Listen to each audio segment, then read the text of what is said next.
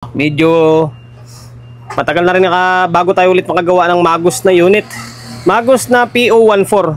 Sa physical na anyo niya, medyo luma or naging kalawangin na. Kasi ang kwento ni Bossing dito is halos na sa 5 years daw na stock ito bago tinesting. Tapos hanggang sa nawalan daw ng audio. Okay, shoutout muna sa may-ari nito na taga Bulacan. Bali, kamabayan ko rin na Ilonggo to. Kaso lang nasa Bulacan nakatira. And then, avid customer natin. Bali, pangatlo na yata ito na unit na pinagawa sa atin. Maraming salamat, Migo, sa pagkakitiwala mo ng unit mo rito sa akin. SPM Technology PO14 Magus. Yan o, kung mapapansin nyo, buhay naman siya. Buhay naman. Iloob nyo. Angas ng laman ng Magus, no? Ngayon, pag sinukatan mo siya ng biasing, meron eh. Pero sabi daw ni Migo dito, wala daw siyang audio. Ngayon, sa bias muna tayo.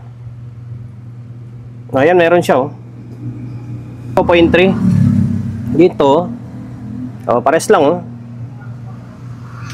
Ibig sabihin, goods yung amplifier pa nito. Ngayon, try nga natin maglagay ng audio. Try natin maglagay ng audio para malaman natin kung sadyang wala talaga siyang tunog. Maglagay na tayo ng speaker. Ayan, dalawa. Tapos, parang tingnan natin kung nagre-relay or hindi. Meron. Parang soft start lang. Tingnan nga.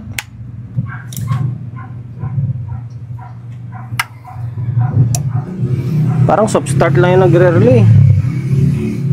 Yung sa may speaker putik parang wala. Oo nga. Teka lang.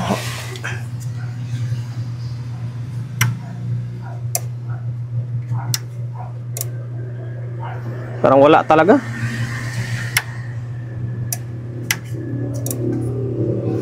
Wala. Hindi nagre-relay pala ito. Pero gusto yung amplifier niya. Baka may mga kinalawang doon sa may speaker protect niya. May nakakabit na oh. May nakakabit na audio. Tapos may speaker. Wala talaga oh. Kahit yung signal wala oh.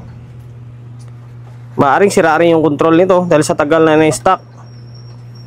Okay. Unang move na lang gagawin natin dito ay baklasin muna natin tong control nito. Try natin palitan. Palitan muna natin, tapos wala na, dire-diretso na lang tayo. Baklasin natin tong sa may power supply niya, pati dito sa may likod. Kasi ang problema nito or sakit ng Magus to, yung mga kapasitor dyan is nasisira. Okay? Bumbok agad dito sa amplifier, kahit pa paano, buo naman eh. May bias naman siya. Kinalas ko na yung board ng back panel. Ito siya oh. Mukhang buo naman. Pero try ko pa rin kasi minsan nasisira yung mga kapasitor nito eh. Dakot muna tayo dito sa may pinakamalaking problema. Ito, puro kinalawang. Sa may relay section nito, yung mga jumper niya, alas nagaganda putol na. Sa mga paa ng mga transistor, wala na. Kaya siguro ayaw mag-relay. Okay? Ang hassle dito, alam niyo kung bakit? Ito, kita niyo man yung wire. Gustuin mo mang ilabas ito, hindi mo mailabas kasi dami nakakonek. Oh? Hindi siya nakasakit. Alam mo yung DIY siya. Yan, ngayon pag nagputol ka dyan, tandaan mo ngayon yan. Tandaan mo kung saan yung pinutol mo. Kasi pag pinutol mo yan, hindi mo tinandaan, mahirapan ka pagbalik dyan. Okay, buti kung kabisado mo. Ayan, grabe, pahirap ito. Nabunot ko na yun, dapat bunutin.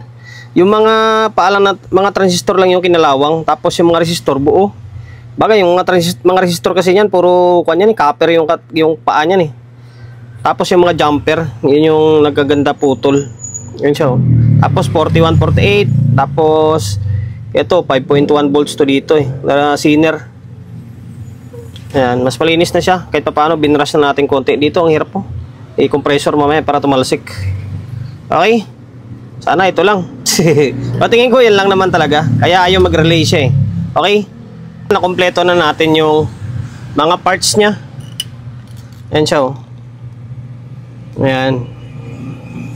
Yung mga itim-itim, wala tayong magawa dyan. Okay, kompleto na yan. Ngayon, ito yung supply niya, yung kulay dilaw na to. Yung dito, nakahang na to is para sa may buffer yan.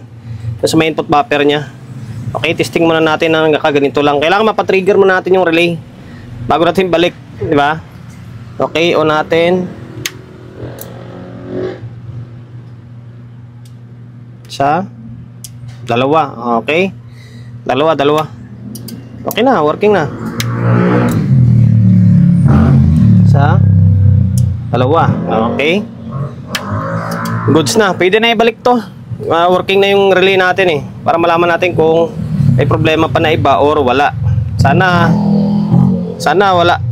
Pero tingin ko yung control, tingin ko sira to. Hindi pa napalitan to eh. Ang ginawa natin, no? Tingnan nyo kung gaano ka-misi itong design na to. Kaya naglagay tayo ng kuwang kanina, tanda kanina kasi mahirap na magkabalik-baliktad tayo. Ayan na, naibalik na natin to. Ito pa oh.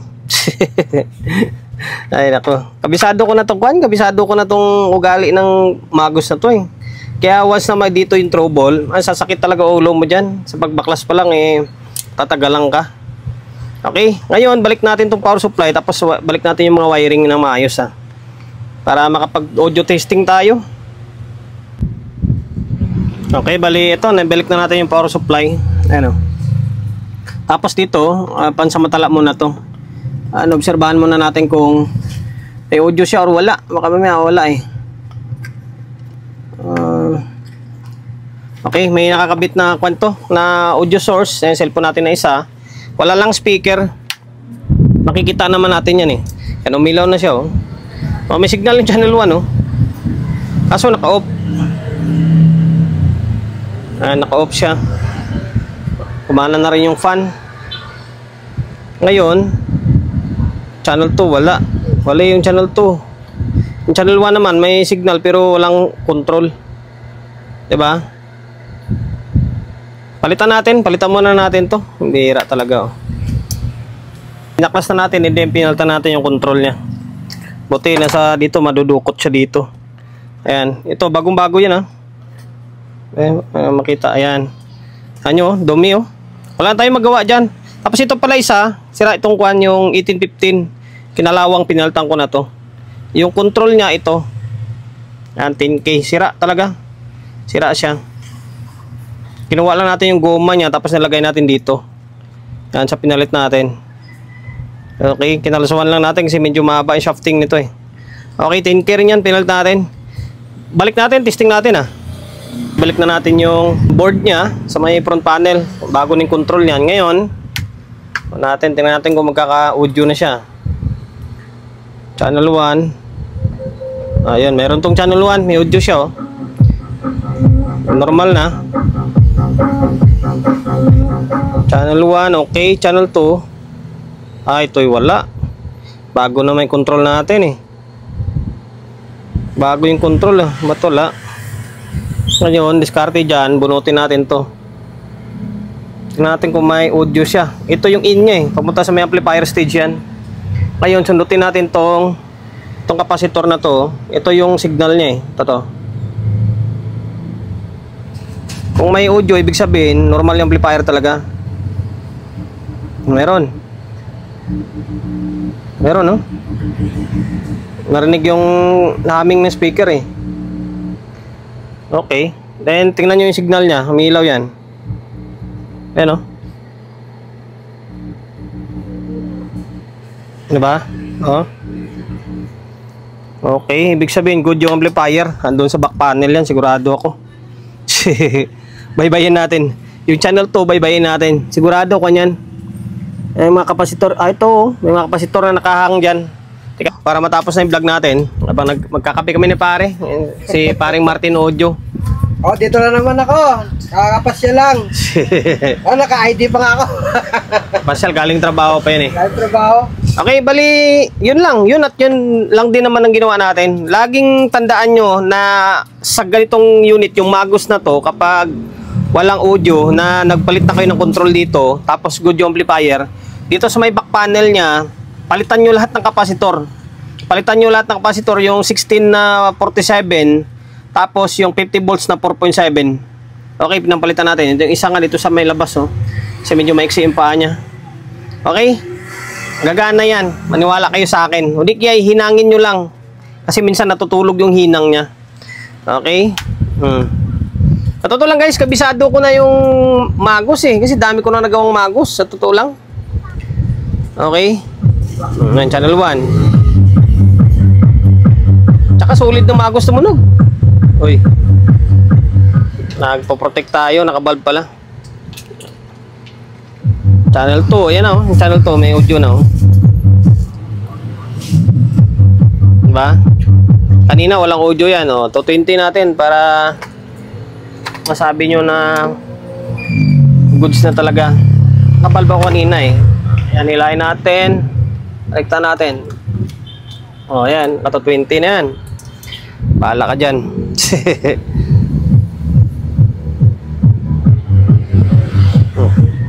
Ayan, dalawang channel to. Uy, nahihila. Kala nga. Kung kasi to, yung maluwag yung sa araw-araw na ginagamit ko, lumuwag na tong XLR ko. Kailangan palitan na to. Dami ng pinipera, kinita yun eh. Ayan oh. Ganyan siya kasulit. Ganyan siya kasulit. Baka makapirate tayo. Okay, yun lang yung ginawa natin. Wala naman tayo ginalaw dito sa may amplifier stage niya. Diba, ganun katibay. After 5 years na na-stock, amplifier stage niya buo pa. Ito lang talaga. Yan o, halos pinalitan natin yung lahat ng mga kalawang yan, tapos yung transistor. Ito lang talaga yung disadvantage, sabi ko nga sa inyo. Akalain mo halos kalating araw ko rin ginawa to ha.